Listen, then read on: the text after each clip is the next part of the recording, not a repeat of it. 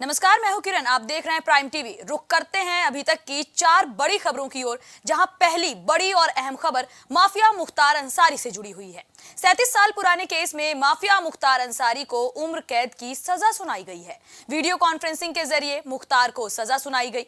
फर्जी शस्त्र रखने के मामले में कल वाराणसी की एमपी एमएलए कोर्ट ने उन्हें दोषी करार दिया था। मुख्तार अंसारी पर फर्जी हस्ताक्षर करने का आरोप लगा था, जिसमें कल सुनवाई हुई और कोर्ट ने उन्हें दोषी करार दिया। इसके बाद आज कोर्ट ने मुकर्रर की है उनके लिए किश्त की मौत।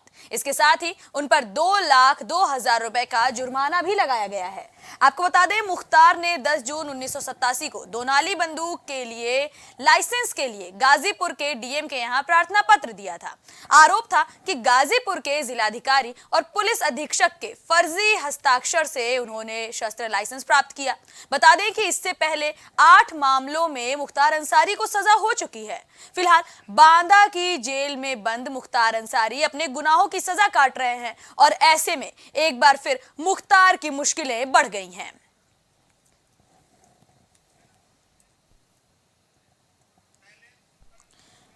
खबर से जुड़ी अपडेट लेकर हमारे सहयोगी शैलेंद्र हमारे साथ जुड़ रहे हैं। शैलेंद्र, लोकसभा चुनाव से ऐन पहले माफिया कहें या फिर एक बड़ा नेता कहें, क्योंकि मुख्तार अंसारी की पहुंच गाजीपुर की जनता के बीच काफी ज्यादा मानी जाती है, तो मुख्तार को मिलने वाली सजा को गाजीपुर के लोग किस तरह से देख रहे हैं? देखिए, जिस तरीके से बताते चले आपसे कि जो सजा जो आज यह मुख्तार अंसारी को कुल 65 केस इनके ऊपर मुख्तार अंसारी के ऊपर लंबित है, जिसमें आज ये 8वां मामला ऐसा था जिसमें मुख्तार अंसारी को सजा हुई है। इसके बाद आपसे बताते चले कि मुख्तार अंसारी का जो प्रभाव था अपने क्षेत्र में रॉबिन हुड के तर्ज पे भी जाने जाते थे, बाहुबली भी जाने जाते थे और गैंगस्टर से बाहुबली का जो सफर था मुख्तार अंसारी का, वो अपने आप में एक अलग ही कहानी थी मुख्तार अंसारी की। दुश्मनी के दौर से शुरू हुई गैंगस्टर के साथ साथ आपसे बताते चले कि गैंगस्टर के बाद जो बाहुबली बनना और उसके बाद आपसे बताते चले कि एक प्रभाव गाजीपुर समेत मऊ में मुख्तार अंसारी का पूरा प्रभाव, पूरे परिवार का प्रभाव, उसके बाद मुख्तार अंसारी का, तो वो अपने आप में एक अलग ही नजारा वहां का था। इसके साथ साथ मुख्तार अंसारी को कहीं ना कहीं से यह एहसास हो चुका था कि मुख्तार अंसारी को सजा हो जाएगी, तो इसके चलते चलते जो मुख्तार अंसारी जो है अपने लड़के को विधानसभा के द्वार पे एंट्री कराने में सफल हो गए। अफजल अंसारी इनके बड़े भाई जो सांसद भी थे, और इसके बाद दलों की बातें किया तो कई दलों में इनका आना जाना था।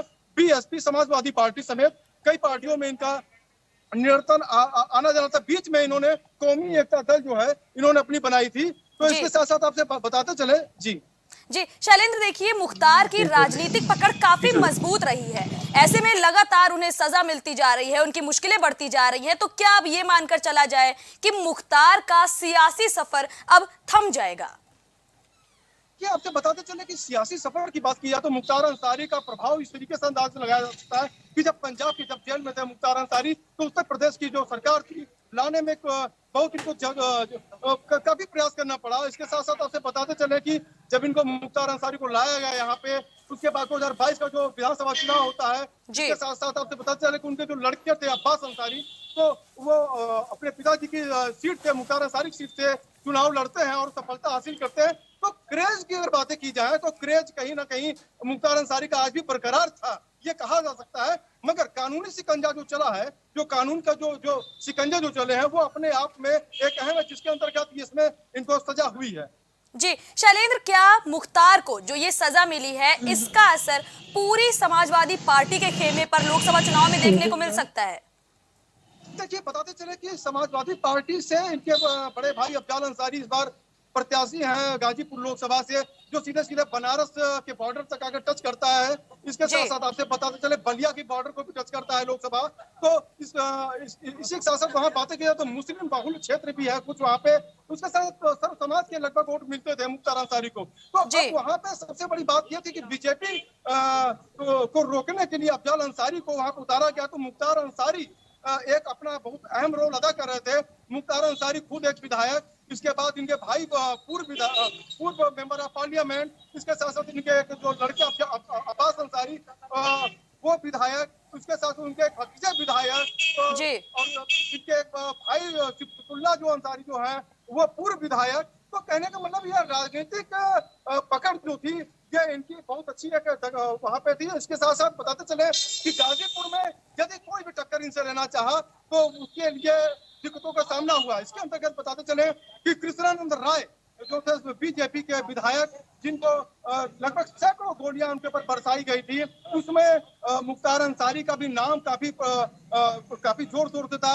उनके तमाम जो जुड़े हुए शूटर्स जो थे, गैंगस्टर जो थे, माफिया डॉन जो जुड़े हुए थे, मुन्ना बजरंगी समेत तमाम जो है यहाँ फिरदौस, अताउर रहमान बाबू जो अभी तक फरार है, सीबीआई द्वारा इनाम भी घोषित है उसके ऊपर। और अताउर रहमान बाबू अभी एक ऐसा अभियुक्त है उस कांड का जो अभी तक फरार चल रहा है। बाकी मुन्ना बजरंगी बागपत जेल में मारे गए। इसके साथ साथ संजीव महेश्वरी मारे गए लखनऊ पेशी पे।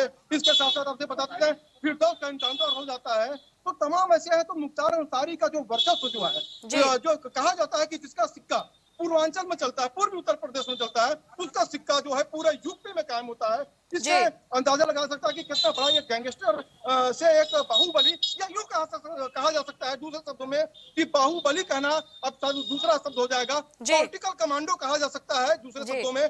क्योंकि ऐसे राजनीतिक संरक्षण जो प्राप्त होते हैं वो पॉलिटिकल कमांडो इनको कहा जाता है, जिनको राजनीतिक संरक्षण मिलता है वो पॉलिटिकल कमांडो की भूमिका अदा करते हैं सीटों को जोड़ तोड़ में अपनी जातियों को लाने के लिए। तो तमाम इस तरीके की जो है कयास लगाई जाती है। शायद इसी कारण से जो दल होते हैं, जो क्षेत्रीय दल होते हैं, तो वो अपने पार्टियों में सम्मिलित करते हैं जिससे उनके जाति का जो वोट है, उनके समूह का जो वोट है, वो उसमें प्रफुल्लता से मिलता रहे। जी, इस खबर पर हमारे साथ जुड़ने के लिए आपका धन्यवाद शैलेंद्र।